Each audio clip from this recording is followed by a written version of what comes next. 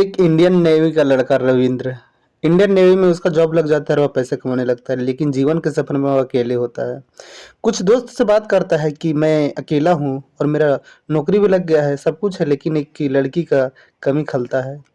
उसके जो दोस्त हैं वह बताते हैं कि तुम डेटिंग ऐप को डाउनलोड करो, उसमें अपना प्रोफाइल बनाओ अच्छा वाला, और जितना अपना पिक्चर अच्छा वाला उसमें डाल दो, और उसी में तुम्हें कोई लड़की मिल जाएगी और अच्छी वाली लड़की मिलेगी। जो रविंद्र था वही करता है, डेटिंग ऐप में अपना प्रोफाइल बनाता है और वह डेटिंग ऐप कुछ घंटा एक दिन में देख लिया करता। एक लड़की उसको मैसेज करती है, उसका नाम मोनिका होता है। मोनिका सामने से मैसेज करती है और यह भी मैसेज का रिप्लाई देता है। दोनों लोग जो थे वह प्रोफाइल देखते हैं। लड़का नौकरी में था, लड़की खूबसूरत थी। लड़का को लड़की और लड़की को लड़का दोनों पसंद आ जाते हैं। दोनों कुछ वक्त तो मैसेज पे बात करते हैं, फिर कॉन्टैक्ट नंबर लेते हैं, कॉन्टैक्ट नंबर से बात करते हैं, और फिर जब सब्र का बांध टूटता है तो दोनों मिलने लगते हैं। मिलने के बाद भी दोनों फिर वही करते हैं जो पति पत्नी वाला कहानी होता है। ये दोनों वहाँ तक गुजर जाते हैं, ये सब 3 साल तक एक साथ बिताते हैं और एक दूसरे से बात किया करते थे। लेकिन एक दिन ऐसा आता है कि मोनिका को अपना जान देकर अपना प्यार का कीमत चुकाना पड़ जाता है, और यही मार्च का बात है। मोनिका का कत्ल कर देता है उसका बॉयफ्रेंड। बस मोनिका यही बोलती है कि तुम मुझसे शादी क्यों नहीं किया। रविंद्र जो था वह दूसरा लड़की से शादी कर लेता है, और मोनिका को पता चलता है तो मोनिका गुस्से में आग बबूल हो जाती है। मोनिका का कहना ये था, मोनिका कुछ पैसा भी दी थी रविंद्र को, 3.5 लाख के आसपास। मोनिका का कहना ये था कि मेरा पैसा जो है वह तुम लौटा दो, नहीं तो मैं तुम्हारी पत्नी को सारा कुछ बता दूंगा हम दोनों का रिलेशनशिप के बारे में। रविंद्र बोलता है कि नहीं, मैं तुम्हें पैसा भी नहीं दूंगा, तुम्हें हमारी पत्नी को कुछ बताना भी नहीं है। लेकिन जो मोनिका थी वह मानने वाली थी नहीं, और कॉन्टैक्ट नंबर भी निकाल लेती है उसकी पत्नी का, और वह तब मैं बोलने ही वाली थी। तो जो रविंद्र है उसकी पत्नी गई हुई थी मैके, अभी भी उसका एक बच्चा हुआ था, वह मैके गई हुई थी। रविंद्र घर पे अकेले होता है। मोनिका को घर में बुला लेता है सलाह समझौता के लिए। मोनिका उसके घर पे आती है। काफ़ी वक्त तक दोनों बैठकर समझौता करने की कोशिश करते हैं। सुबह से शाम हो जाता है, लेकिन समझौता दोनों में हो नहीं पाता है और दोनों में तकरार चालू रहता है दिन भर। शाम को आखिर में जो रविंद्र था वह हार जाता है इस जंग को, और वह मोनिका का गला दबा कर कत्ल कर देता है। और वो सोचता है कि इतना बड़ा बॉडी को मैं कहाँ कैसे फेंकूंगा, और वह कुछ हिस्से को काट कर फ्रिज में रखता है, कुछ को जला देता है और खुद जाके सिलेंडर करता है। पूरी कहानी जब सुनिएगा ना तो लगेगा कि हाँ, एक लड़का कई कहानियाँ देखकर यह क्राइम का अंजाम दिया है। कहानी को पूरा सुनने के लिए वीडियो पर बने रहें। हाँ तो नमस्कार, आप देख रहे हैं द रियल क्राइम और मैं आपके साथ रंजीत साहू। अगर हमारी मेहनत पसंद आए तो वीडियो को लाइक करें और चैनल को सब्सक्राइब करें, बेल आइकन को भी दबा दें ताकि मेरे सबसे पहले वीडियो आप तक पहुंच पाएँ और आप हमारी वीडियो देखकर देश दुनिया के इस तरह के घटना को आप सुन पाएँ और देख पाएँ। यह कहानी आंध्र प्रदेश के विशाखापट्टनम की है। यहाँ एक लड़का रहा करता था जिसका नाम रविंद्र होता है। रविंद्र जो था वह पढ़ने में काफ़ी ज़्यादा तेज होता है और उसका मकसद था कि हम कोई गवर्नमेंट जॉब लेंगे। उसका ये भी मकसद था कि हमें कोई नेवी जैसा नौकरी मिले या तो फिर आर्मी जैसा नौकरी मिले।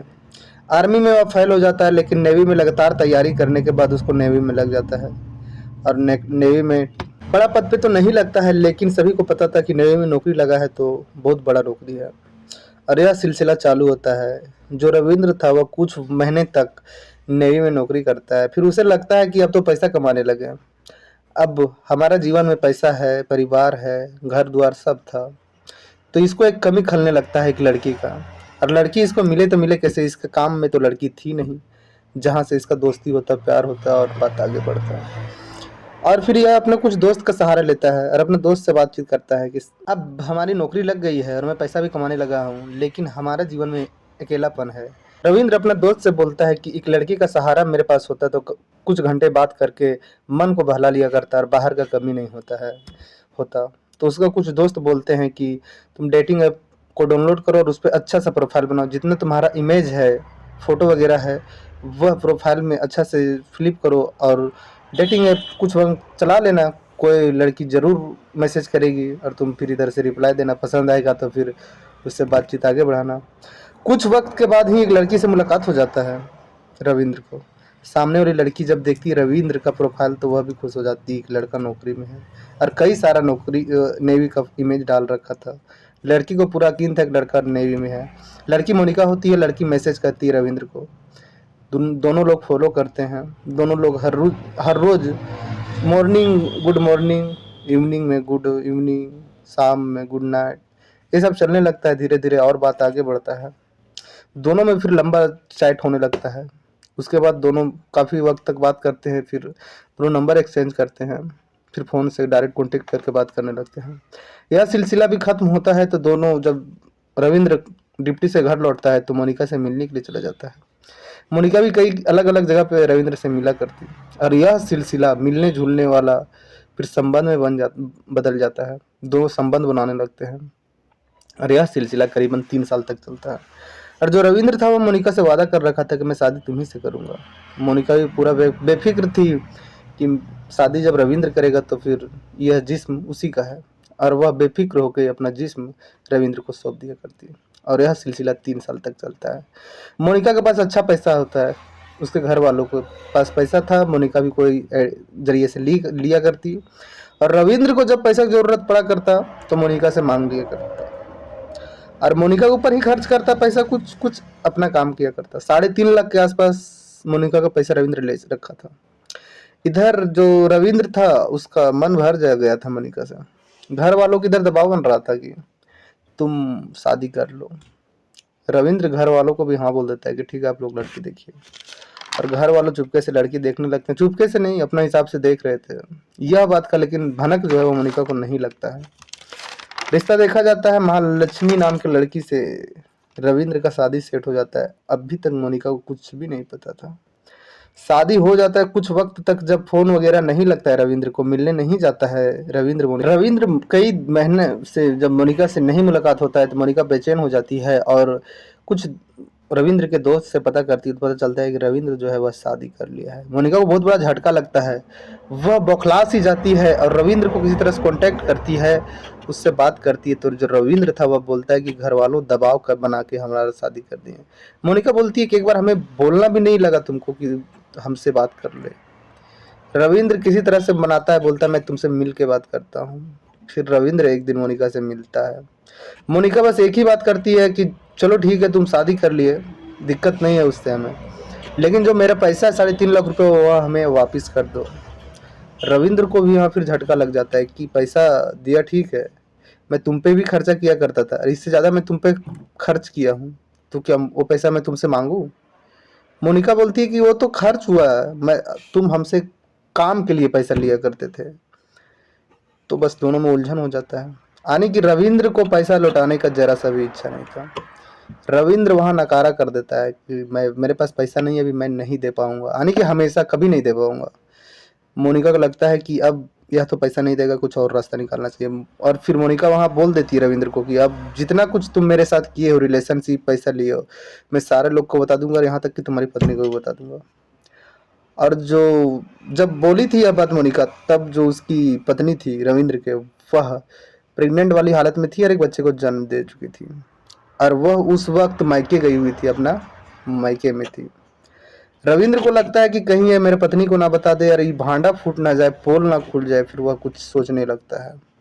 मोनिका किसी तरह से उसकी पत्नी का नंबर भी निकाल लेती है और यह बात रविंद्र को बोलती है, तो रविंद्र को डबल झटका लगता है कि अगर नंबर मिल गया है तो कभी भी फ़ोन करके बता सकती है। और रविंद्र जो था वह एक प्लानिंग बनाता है। वो बोलता है, सोचता है कि एक बार उसको मिलने के लिए घर पे बुलाते हैं और समझाते हैं। अगर लड़की समझ गई तो ठीक है, नहीं तो कुछ और करना होगा। 29 मार्च 2026 का दिन था, संडे का। और मोनिका को रविंद्र जो था वह बुलाता है घर पे समझौता के लिए और बोला कि पैसा है कुछ मैं देता हूँ तुमको। जो मोनिका थी वह उसके घर पे आती है। आने के बाद सुबह में करीबन 10 बजे के आसपास आई थी। शाम तक दोनों समझौता करने की कोशिश की। रविंद्र का कहना यही था कि मैं तुम हमें पैसा दी, हम तुम पे पैसा खर्चा किए और मेरा भी पैसा खर्चा हुआ, उस पैसा का अधिकार अब तुम्हारा है नहीं जो हमें दी हो। लेकिन मोनिका का जिद था कि तुम हमें वो पैसा दे दो और आज से यहाँ से रिश्ता ख़त्म।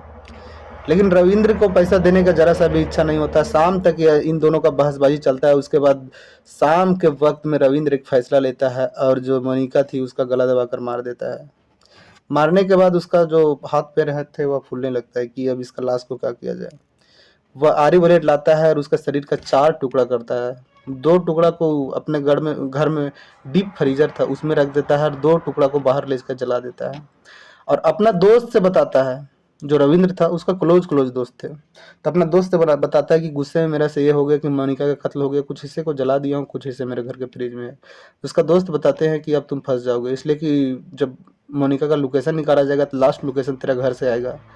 और तुम घर पे अकेले थे, तुम उससे प्यार किया करते थे, कत्ल का पूरी जो इल्ज़ाम है वो तेरे ऊपर जाएगा और सज़ा काफ़ी ज़्यादा हो जाएगा। इसलिए तुम पुलिस में जाकर सिलेंडर कर दो, अगर सिलेंडर कर देते हो तो शायद सज़ा कुछ कम हो जाए। रविंद्र वही करता है, आनन-फानन में जाता है पुलिस स्टेशन और वहाँ अपने आप को पुलिस के हवाले कर देता है और बोलता है हमारे हाथ ये कत्ल हुआ है। लाश का कुछ हिस्सा को मैं जला दिया हूँ और कुछ हिस्सा जो है वह फ्रिज में रखा हुआ है। पुलिस आती है और फ्रिज उसके घर के खोलती है तो लाश के 2-3 टुकड़े मिलते हैं। पुलिस उन टुकड़ों को लेकर पोस्टमार्टम के लिए भेज देती है। इधर जलाए हुए जगह पे जाती है जहाँ रविंद्र उस टुकड़े को जलाया था। वहाँ से भी कुछ हिस्से हड्डी वगैरह बरामद करती है और जो कत्ल करने में यूज़ किया था रविंद्र, वो सब को बरामद करती है और रविंद्र का बयान दर्ज करती है। इधर मोनिका के घर वालों को पता चलता है तो मोनिका अपने घर पे यह बता के आई थी कि मैं कहीं जा रहा हूँ किसी दोस्त से मिलने के लिए, शाम तक आ जाऊँगा। उनके घर वालों को ये नहीं पता था कि वह रविंद्र के घर गई थी और काफ़ी कम पता उन लोग को चल पाया था कि रविंद्र से यह प्यार करती है और शादी करना चाह रही है। लेकिन रविंद्र बस मोनिका को इसलिए मार देता है कि मोनिका अपना हक का पैसा मांग रही थी और उसे वह भाता नहीं। एक तो रविंद्र उसके साथ जीने मरने का फैसला करके और दूसरे लड़के से शादी कर लेता है और जब वह लड़की अपने पैसा मांगती है तो पैसा भी देने से इनकार कर देता है और उसका कत्ल कर देता है। हालांकि थोड़ा सा वह इसमें अच्छा रोल किया है कि जाके पुलिस में खुद से सिलेंडर किया है, लेकिन इसमें सज़ा इसका कम होने का गुंजाइश नहीं है, इसलिए कि यह एक विश्वास का कत्ल किया है और एक लड़के का कत्ल किया है। अभी इसका सज़ा आना बाकी है, चार्जशीट तैयार होगा फिर यह मामला कोर्ट जाएगा। कोर्ट का जज है वह चार्जशीट पढ़ेंगे, उसके बाद इसको वही हिसाब से सज़ा मिलेगा। अभी तो हाल फिलहाल का केस है, अभी तो वक्त लगेगा 2-3 साल, उसके बाद इसका सज़ा आ पाएगा। इसका नाम इतना ही। जय हिंद, जय भारत।